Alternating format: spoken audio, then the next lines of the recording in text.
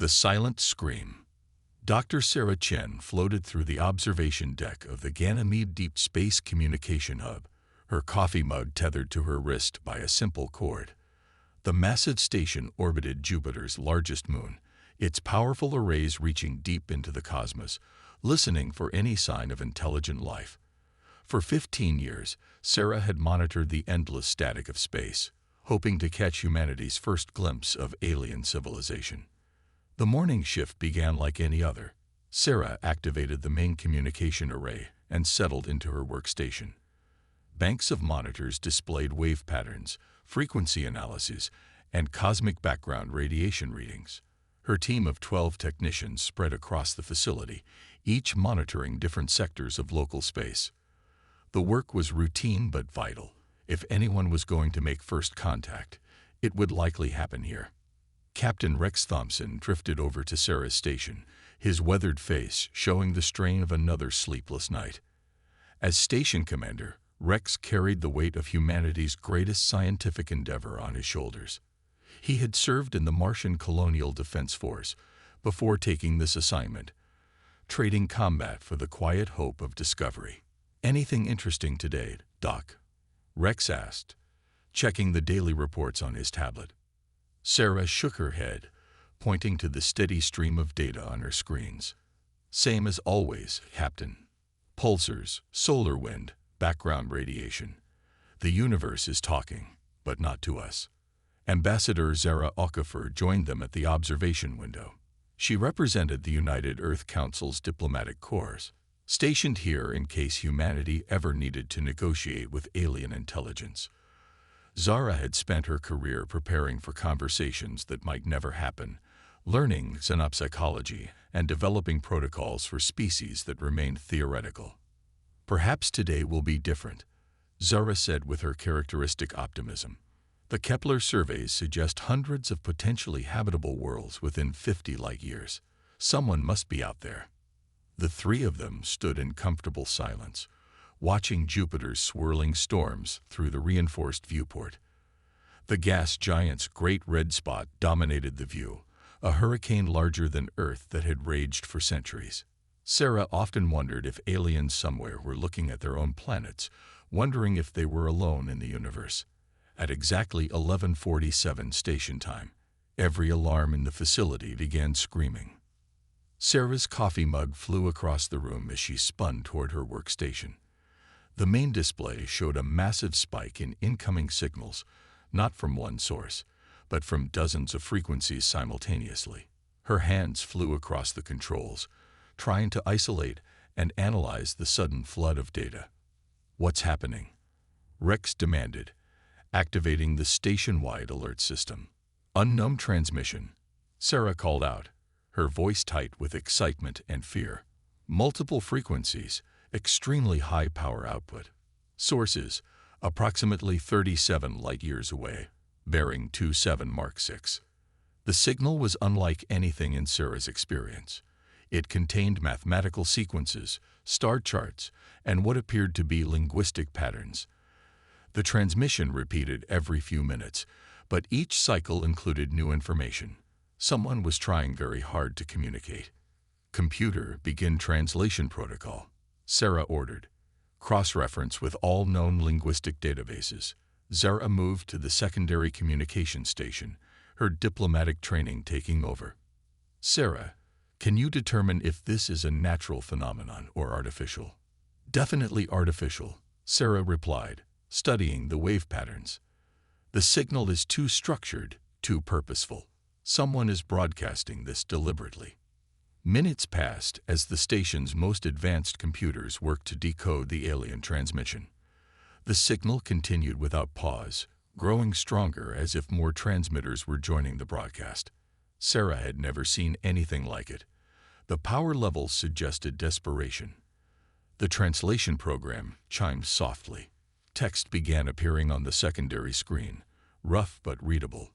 Sarah read the first few lines and felt her heart stop. "People of the stars, we send this message hoping someone will hear. Our world dies. The void swarm has come to our system. We have no weapons, no defenses. We are scholars and builders, not warriors. If any civilization receives this transmission, please remember us. We are the Villani of the Kepler 442 system. We have tried to live in peace. Rex stared at the translation, his military instincts immediately recognizing the tactical situation. They're under attack. How long do we have? Sarah scanned the incoming data stream. The signal includes stellar positions and timestamps, based on the distance and light speed delay. This message was sent approximately 6 hours ago. Whatever's happening to them is happening now. Zara activated the priority communication channel to Earth. This is Ganymede Station calling Earth Command. We have a Code 7 situation. Confirmed alien contact and apparent distress signal. Requesting immediate conference with the World Council. The next hour passed in a blur of activity. Sarah continued analyzing the Villani transmission while Rex coordinated with Earth's military leaders. The signal painted a picture of a peaceful civilization facing extinction. The Villani had achieved interstellar travel, but had never developed weapons technology. They were scientists, artists, and philosophers, completely unprepared for the mechanical horror that had invaded their system. The Void Swarm appears to be some kind of self-replicating machine intelligence, Sarah explained to the emergency council session. The Villani describe it as consuming everything in its path. Planets, asteroids, even stars. It converts matter into more machines, spreading through the galaxy like a virus. General Patricia Harrison, Earth's highest-ranking military officer, appeared on the main screen from Geneva. Dr. Chen, what are our options? Can we even reach their system? Sarah consulted her calculations. The new fusion drives could get us there in approximately 8 months. But General, we don't know anything about this enemy. The Villani transmission suggests the Void Swarm has destroyed dozens of civilizations. Then maybe it's time they met one that fights back, Rex said quietly. The debate continued for hours. Some council members argued that humanity should not risk contact with an unknown alien threat. Others insisted that moral obligation required action. Earth had never faced such a decision. Their first contact with alien intelligence was a cry for help against extinction. President Elena Vasquez spoke from the United Nations headquarters in New York. This is humanity's moment of truth. We can choose to hide in our corner of the galaxy, or we can stand up for what's right. The Villani are reaching out to us in their darkest hour. What kind of species would we be if we turned away? The vote was close, but decisive. Earth would mobilize its fleet to assist the Villani. It was a decision that would change humanity's place in the galaxy forever. As the council session ended, Sarah returned to monitoring the alien transmission. The Villani signal had changed, becoming more frantic and desperate. New voices joined the broadcast, describing the systematic destruction of their cities and orbital installations. Enemy constructs have breached our inner defense perimeter, came the translated message. Our evacuation ships are too few. We estimate 4 billion Villani remain on the surface. If anyone receives this message, please remember our civilization. We tried to bring beauty and knowledge to the universe. Sarah felt tears floating in the zero gravity around her face. These people, these aliens, were dying while asking only to be remembered. She activated the station's most powerful transmitter and began composing humanity's first message to another species. Villani of Kepler 442, this is Dr. Sarah Chen of the human species from the Sol system. We have received your transmission, and we are coming to help. You are not alone. Earth's fleet is mobilizing to assist you. Hold on. We are on our way. The message would take 37 years to reach the Villani system at light speed, but Sarah transmitted it anyway. She needed them to know that someone had heard their cry. Rex began coordinating with Earth's military commanders to assemble the largest fleet in human history. Ships were recalled from Mars, Luna, and the asteroid belt. The new Aurora-class battleships, originally designed to defend Earth from potential threats, would instead carry humanity's first humanitarian mission to the stars. Zara worked frantically to develop first contact protocols for a species under attack. Her years of theoretical study would finally be put to practical use, though not in the way she had imagined. As the hours passed, the Villani transmission grew weaker. Either their transmitters were being destroyed or their power sources were failing. Sarah watched the signal strength drop and felt a growing sense of urgency. "We need to move faster," she told Rex. "I don't think they have much time." "The fleet will launch in 72 hours, Rex replied. "Admiral Kane is pushing the crews to their limits, but we can't compromise safety. If we break down in interstellar space, we won't help anyone." Sarah nodded, understanding the logic but feeling the weight of time pressing down on them. Somewhere across the galaxy, an entire civilization was fighting for survival. Earth's response would determine whether humanity entered the galactic community as a force for good or as another species that had failed to act when it mattered. The Ganymede station became the nerve center for humanity's greatest undertaking. Scientists worked around the clock to understand the void swarm, military strategists planned for combat against an unknown enemy, and diplomats prepared for first contact with an alien species. As Sarah watched the preparations unfold, she realized that this moment would define humanity's future among the stars. They were no longer alone in the universe, and with that knowledge came responsibility. The Villani had reached out in their darkest hour, and Earth had chosen to answer their call. The die was cast. Humanity was going to war against the machines that consumed worlds, fighting to save a species they had never met. It was perhaps the most human response imaginable, rushing toward danger to help strangers in need.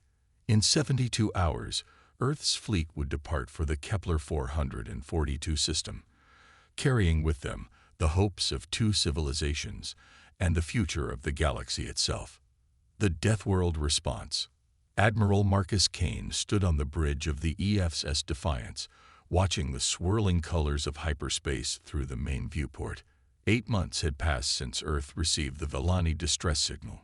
Behind him, the largest fleet in human history prepared to drop into normal space at the edge of the Kepler 442 system.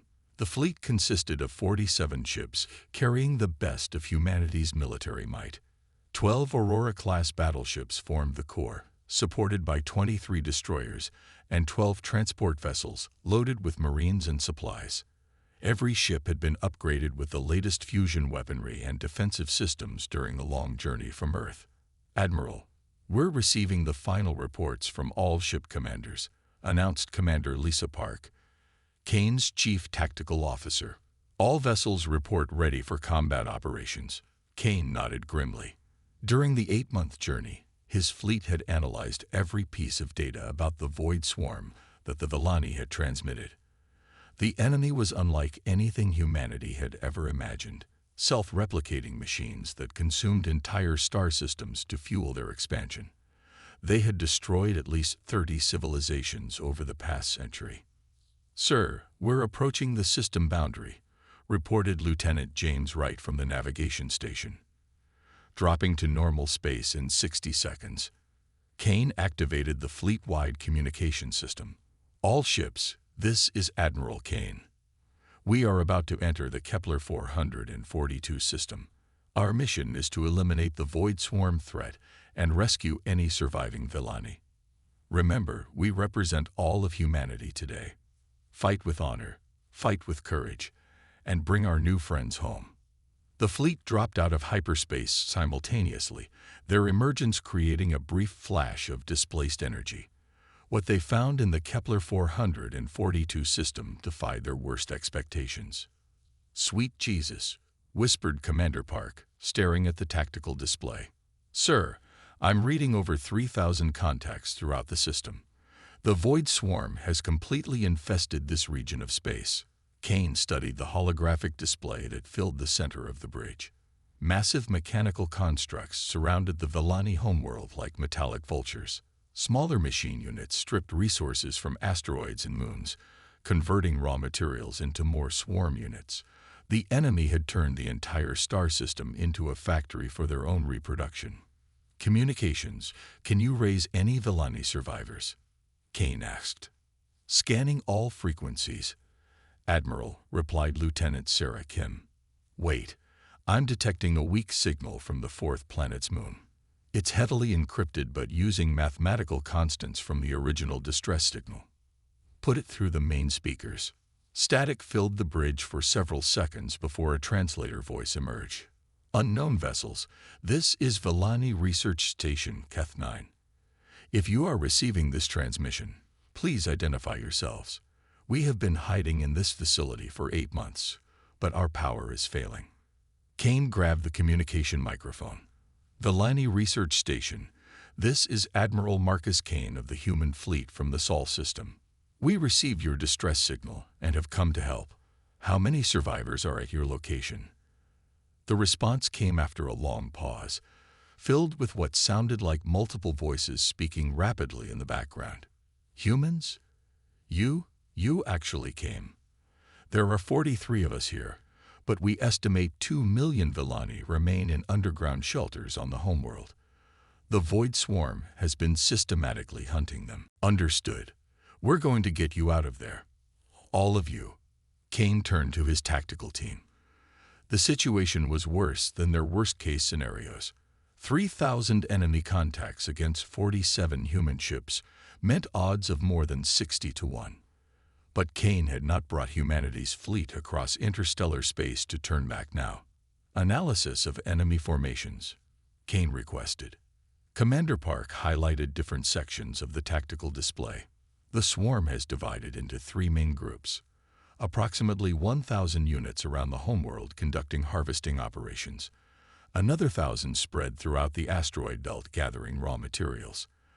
The remaining force appears to be constructing some kind of massive structure near the system's outer edge. What kind of structure? Unknown, sir. It's enormous, roughly the size of Earth's moon and still growing. Our best guess is some kind of super factory or potentially a weapon platform. Kane made his decision quickly. Conventional tactics would fail against such overwhelming numbers. Humanity would need to fight smart, using every advantage their Deathworld origins had given them. All ships implement tactical pattern Omega-7. Battleships will target the main construction site while destroyers conduct hit-and-run attacks on the harvesting fleets. Marines prepare for immediate planetary assault. Sergeant Lisa Rodriguez checked her gear one final time as the transport ship HFY Guardian approached the Villani homeworld. Around her, 200 Marines prepared for humanity's first ground combat against alien forces. Each soldier carried the latest in Earth military technology: plasma rifles, adaptive armor, and enough firepower to level city blocks. "Listen up, Marines," Rodriguez announced over the squad communication system. "We're going down to rescue civilians from machines that have been hunting them for 8 months. These people are scholars and artists. They've never seen real soldiers before. We are going to show them what humans do when innocent people need protecting." The Guardian shuddered as it entered the planet's atmosphere. Through the viewport, Rodriguez could see the devastation the Void Swarm had inflicted. Great scars crossed the planet's surface, where the machines had strip-mined entire continents. Cities lay in ruins, their elegant spires reduced to twisted metal and rubble. "Approaching drop zone," announced the pilot. Villani survivors are confirmed in the underground complex beneath the capital city. Heavy swarm presence, approximately 500 units between us and the civilians. Rodriguez smiled grimly. 500 machines against 200 human Marines. The enemy had no idea what they were about to face. The first wave of dropships landed in what had once been a beautiful park in the center of the Villani capital. Ancient trees lay shattered and burned, their remains scattered among the twisted wreckage of alien architecture. As the Marines deployed, Void Swarm units immediately moved to intercept them. Rodriguez got her first look at the enemy as her squad advanced toward the underground shelter entrance. The swarm units were insectoid in design, roughly humanoid but covered in angular armor plating. They moved with mechanical precision, their weapons firing coherent energy beams that could melt steel.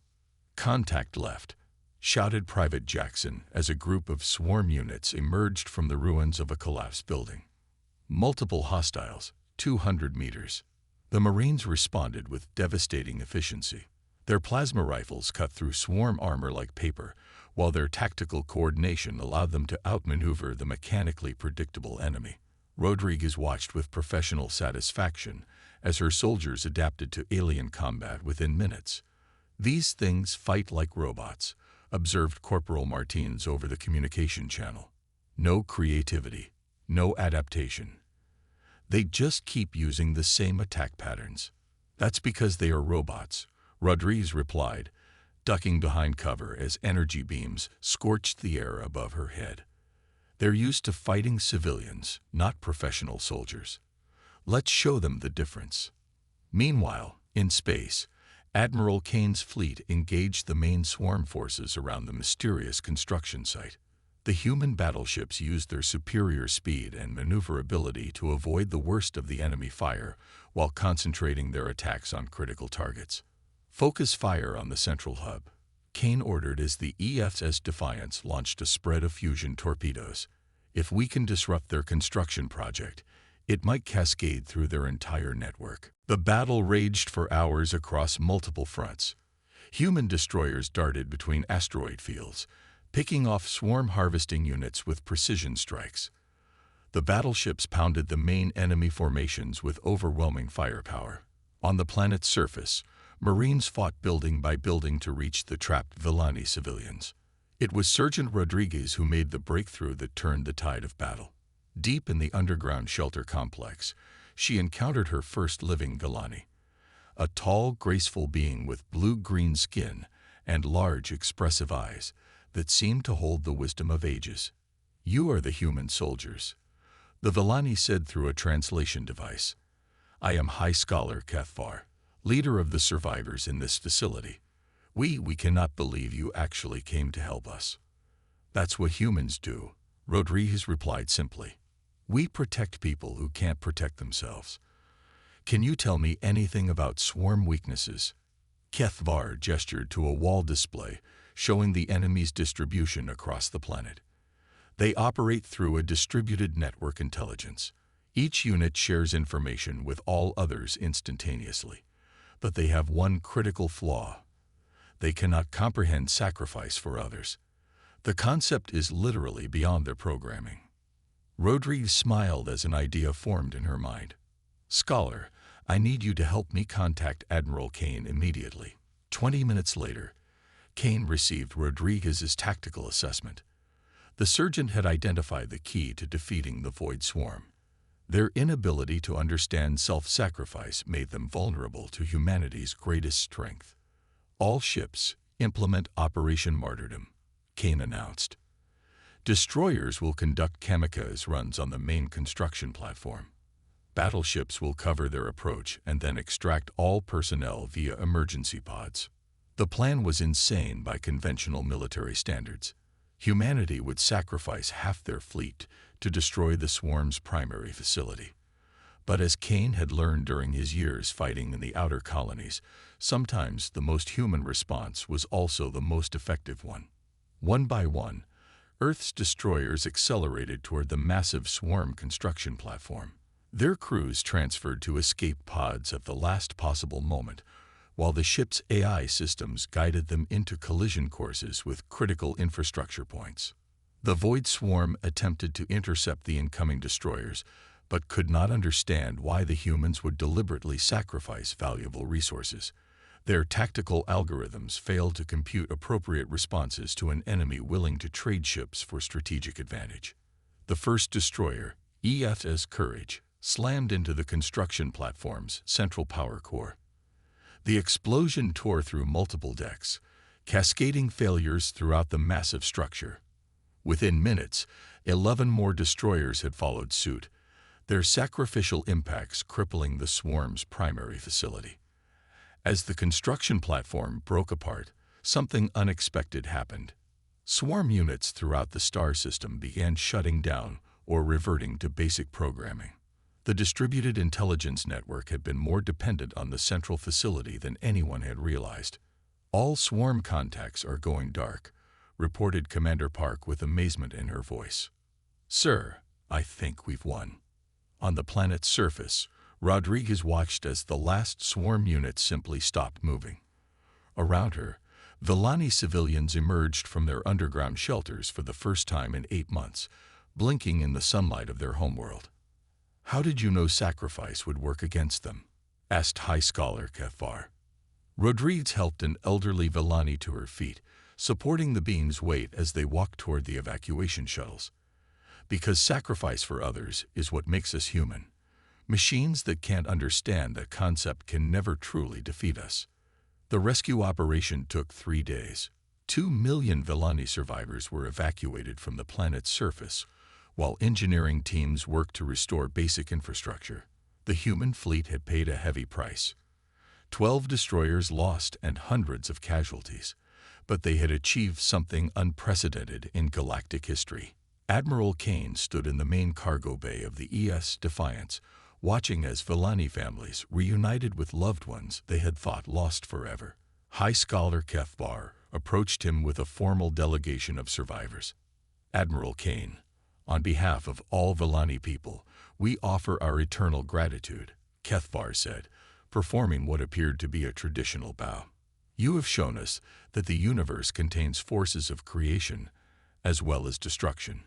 How can we ever repay such a debt?" "By surviving," Kane replied. "By rebuilding your civilization and continuing to bring beauty and knowledge to the galaxy.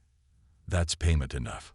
As the human fleet prepared to depart the Kepler 442 system, they left behind a gift that would reshape galactic politics. The Villani began transmitting the story of Earth's intervention to every civilization within communication range. Word spread quickly through the galactic community about the species from Sol 3 that had traveled across interstellar space to save strangers. Dr. Sarah Chen, monitoring communications from the Ganymede station, watched as Earth received its first messages from dozens of alien civilizations. Some offered trade agreements, others requested defensive pacts, and many simply wanted to express their gratitude for humanity's actions in the Kepler 442 system. "We're not alone anymore," Sarah told Captain Thompson as they reviewed the incoming communications. "And apparently, we've made quite an impression." The galaxy had learned that there was a new power among the stars, one that fought not for conquest or resources, but for the simple principle that no species should face extinction alone. Humanity had become known as the Guardian Deathworlders, protectors of the innocent and champions of the helpless. It was, Sarah reflected, perhaps the most human legacy they could have asked for.